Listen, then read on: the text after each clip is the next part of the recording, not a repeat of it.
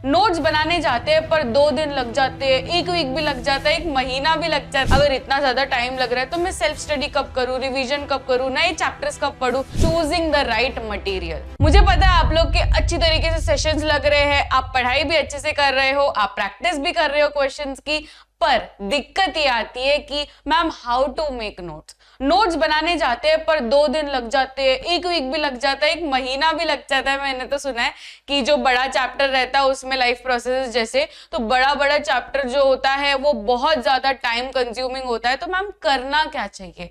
इससे अच्छा तो मैं नोट्स बनाना ही स्किप कर देता हूँ, है ना। अगर इतना ज्यादा टाइम लग रहा है तो मैं सेल्फ स्टडी कब करूँ, रिवीजन कब करूँ, नए चैप्टर्स कब पढूं, ये नोट्स में इतना टाइम चले जाता है। तो मतलब क्या है इतना ज्यादा टाइम देने का, राइट। तो इसीलिए आज के इस वीडियो में हम लोग यही डिस्कस करने वाले हैं, हाउ टू मेक नोट्स कम से कम टाइम में। तो जल्दी से वीडियो को 1.5x पे लगा दीजिए, लाइक कर दीजिए। हाय, मेरा नाम है कृषि डागा, स्वागत करते हैं आप सभी का इस चैनल पे। तो हाउ टू मेक नोट्स का हम लोग आज इस वीडियो में आंसर लेके रहेंगे। सबसे पहले it is choosing the right material. बहुत सारे बच्चे डायरेक्टली रेफरेंस बुक्स ले लेते हैं और उसमें से जो ओवरव्यू होता है, जो समरी रहता है स्टार्टिंग में, वही नोट्स में लिख लेते हैं। अब बेटा आप लोगों को कोई भी रेफरेंस बुक को रेफर डायरेक्टली नहीं करना है। सबसे पहली चीज ये होनी चाहिए, you have to make your choices wisely. आप एक ट्रस्टेड सोर्स पे ट्रस्ट करो, जैसे कि टेक्स्ट बुक हो गया, राइट। नेक्स्ट है, अगर आपके टीचर वही चैप्टर समझा रहे तो वो टीचर के जो नोट्स होते हैं, जो मैं आपको बोर्ड में करवाती हूँ वो सारे फ्लो चार्ट्स, वो एक ट्रस्टेड सोर्स हो जाएगा।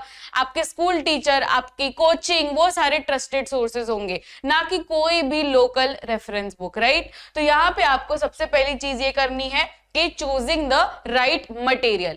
फिर दूसरी चीज है कि आप अपने हेडिंग्स एंड सब हेडिंग्स जो होते हैं वो सारी चीजें एकदम अच्छी तरीके से हाईलाइट करनी चाहिए। बहुत सारे बच्चे डायरेक्टली पैराग्राफ पे लिखना शुरू कर देते हैं।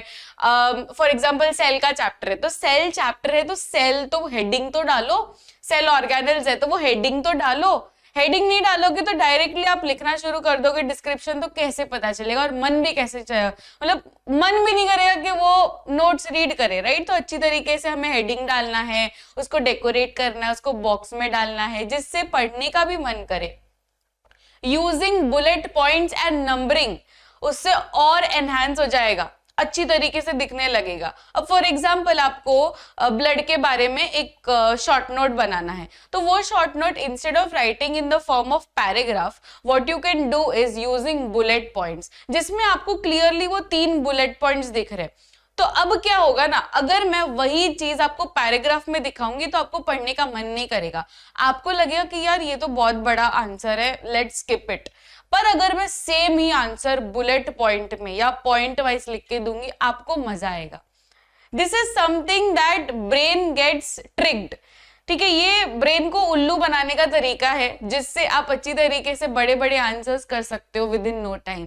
तो ये बुलेट पॉइंट्स तो इंक्लूड करना ही है एंड हाईलाइट जरूर करना है। कोई भी चीज अगर आपको इंपॉर्टेंट लगती है या टीचर ने कुछ इंपॉर्टेंट बोला हो, ये इंपॉर्टेंट क्वेश्चन है या बार बार आता है एग्जाम में, तो उस पर्टिकुलर टॉपिक को आपको कर लेना है हाईलाइट। जैसे कि फोटोसिंथेसिस टॉपिक है तो उसको हाईलाइट कर लेना है, बी इट टेक्स्ट बुक या बी इट नोट्स। तो नोट्स में भी जब भी आप फोटोसिंथेसिस के ऊपर बनाएंगे नोट्स तो उसको हाईलाइट कर लेना है, so that when you are doing revision, अभी तो आपको याद है कि फोटोसिंथेसिस टॉपिक मैम ने इंपॉर्टेंट बताया था, पर जब आप रिवीजन करने बैठोगे ना तो इतना याद नहीं रहेगा कि कौन सा इंपॉर्टेंट टॉपिक है, क्या एग्जैक्टली बोला था फोटोसिंथेसिस में इंपॉर्टेंट। पूरा फोटोसिंथेसिस तो इंपॉर्टेंट नहीं बोला रहेगा, एक पर्टिकुलर टॉपिक रहेगा जो इंपॉर्टेंट है। तो वो सारी चीजें हाईलाइट कर लेना है जब भी हम नोट्स बनाएंगे। ग्रीन कलर यूज करो, रेड कलर, पिंक कलर, ये सब कलर का महत्व आपको पता होना चाहिए। यहाँ पे तो मैंने एग्जांपल बताया है,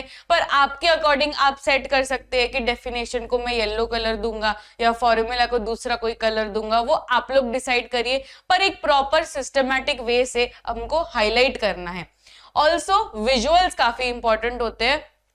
बेस्ट नोट्स वही होता है जिसमें ज्यादा डायग्राम्स, जिसमें ज्यादा फ्लो चार्ट्स, जिसमें ज्यादा फ्लैश कार्ड्स इंक्लूड करे, जिसमें ज्यादा कलर्स इंक्लूड करे, राइट। ये नहीं कि हम खाली पूरा पूरा पैराग्राफ लिखते जा रहे हैं, पूरा पूरा जो टेक्स्ट बुक में ऑलरेडी गिवन है वही लिखना है, तो फिर इससे अच्छा टेक्स्ट बुक ही रीड करो।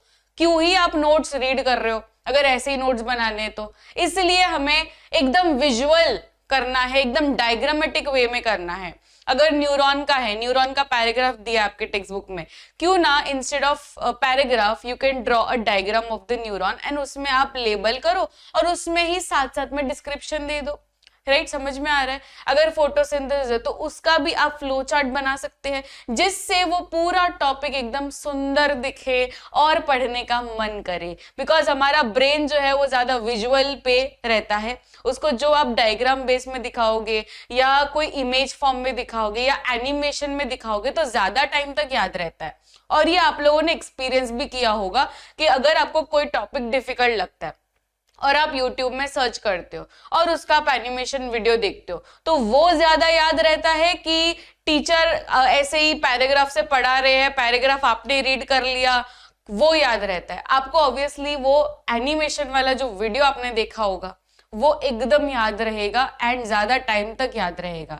ह्यूमन डाइजेस्टिव सिस्टम है फॉर एग्जाम्पल, पूरा वीडियो देख लिया तो वो पूरा माइंड में रजिस्टर रहता है बहुत टाइम तक।